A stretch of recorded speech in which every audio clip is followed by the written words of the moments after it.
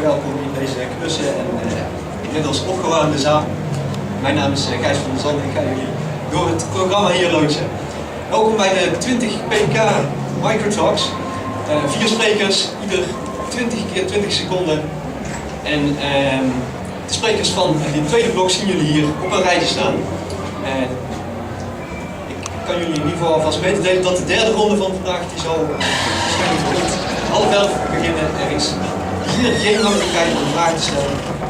Hebben jullie naar aanleiding van de praatjes die jullie dadelijk horen de neiging om toch even de spreker aan zijn jas te trekken, dan mag dat aan de bar buiten of de andere plekken van het Discovery Festival. Goed, dan ga ik de eerste spreekster van vandaag, van dit tweede blok, introduceren. Jullie aandacht voor de humanoid, een intelligente robot die het mens zijn benadert.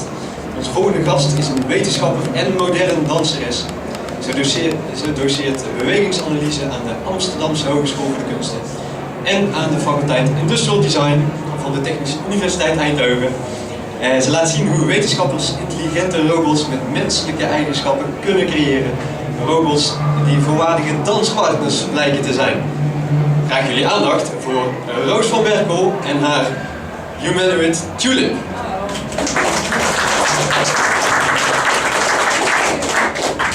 Well, as you can see, this is TUlip, and he's quite heavy, and I've been holding him for a little while. And I'll talk, and then Tim and Yuri from the team are going to from my arms. My name is Roos van Berkel. I think I've been given a pretty good introduction. I'd like to say that this is TUlip. It's a robot classified as a humanoid.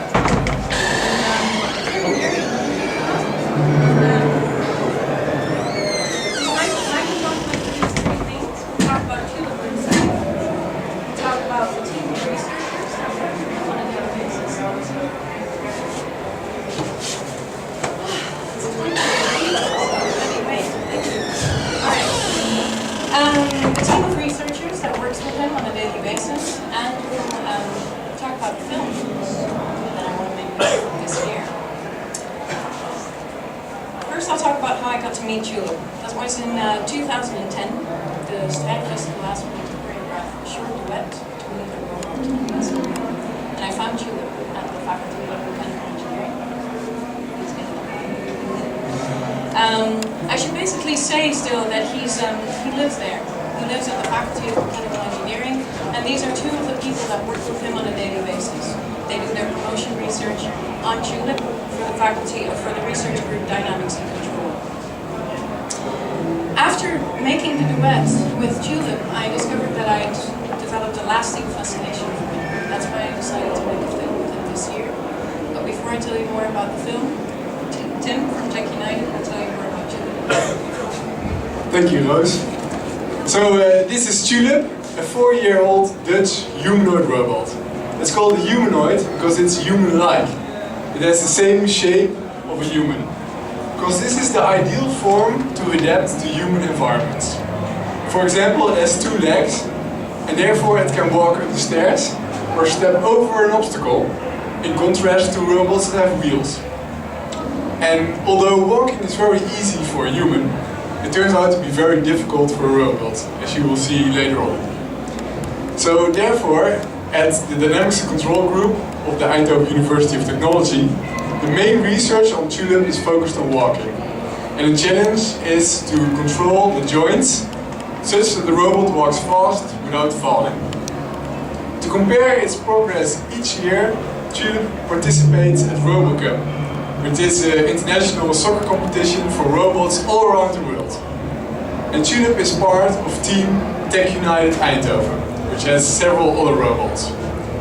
Last summer, TUlip reached the 4th place in RoboCup Mexico.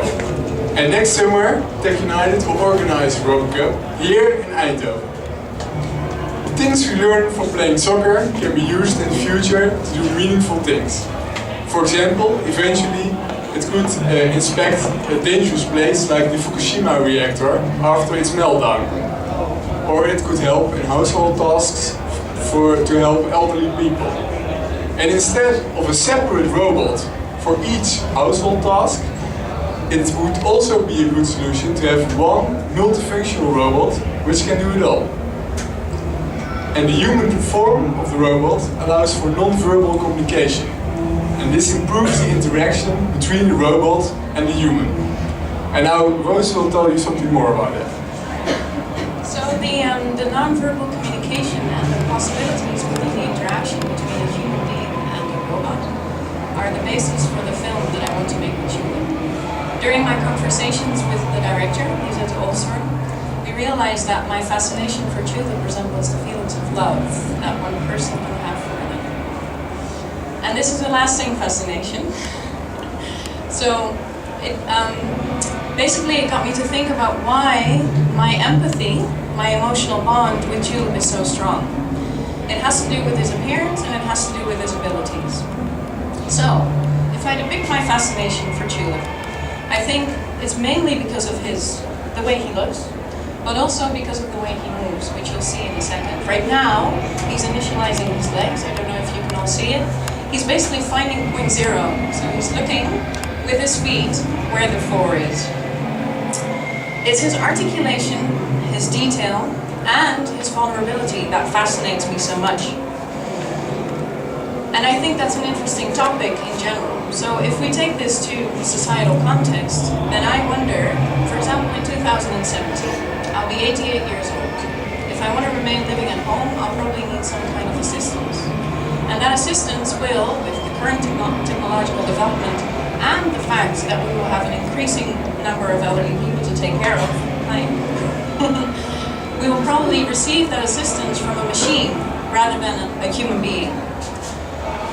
And if I think of being brought my medicine by a machine, or receiving assistance to walk up the stairs, then my projection on TUlip, in this case, but also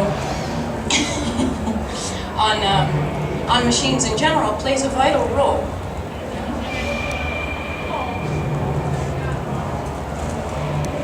I'm gonna stop talking for a sec so you can see him walk. And almost fall over. And this is exactly why I'm fascinated by him so much. So what is this vulnerability? It's something that we recognize, right? I recognize this vulnerability because I also experience it myself as a human being. And that's a question for tomorrow. What do we want to design? So the next generation of robots, should it be perfect? Or should it be more human-like? And then my question is, also with regards to the film, what is human-like? What constitutes my belief that TUlip is a living being? And how does his appearance and his abilities lead me into personifying him? I know that the 6 minutes are over, because I've seen this slide, so we're gonna have to stop. But like Tim said, next year will be the RoboCup, next summer, so we hope to see you there. And you found a small card on your seats that basically says or lists the blog of the film, and I'll keep you updated of the working process. So I hope to see you sometime in the future, together with TUlip. Thank you.